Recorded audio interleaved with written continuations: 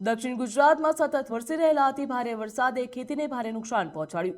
ખેતરોમાં પાણી ભરાઈ જતા ડાંગર, શાકભાજી અને અન્ય પાકોને વ્યાપક નુકસાન થયું હોવાનું ખેડૂત આગેવાનોનું કહેવું છે। આ સ્થિતિને લઈને દક્ષિણ ગુજરાતના ખેડૂત આગેવાનોએ સુરત કલેક્ટરને આવેદનપત્ર પાઠવ્યું હતું અને સરકાર સમક્ષ વિવિધ માંગણીઓ રજૂ કરી છે।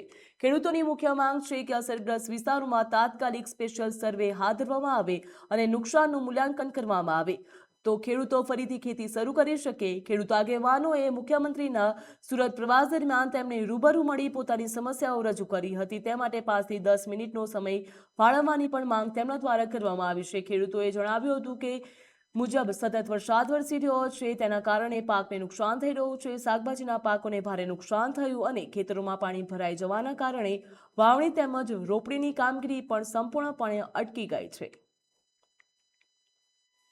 આ વર્ષે અલ નિનોની અસરને કારણે વરસાદ લગભગ 15 દિવસ મોડો આવ્યો અને 1 જુલાઈથી સતત વરસાદ દક્ષિણ ગુજરાતના તાલુકાઓમાં થઈ રહ્યો છે અને એમાં સતત છેલ્લા એક દિવસમાં સતત 14-15 ઇંચ વરસાદ થયો છે। એને કારણે ખેતી પાકોને ભારે નુકસાન થયું છે।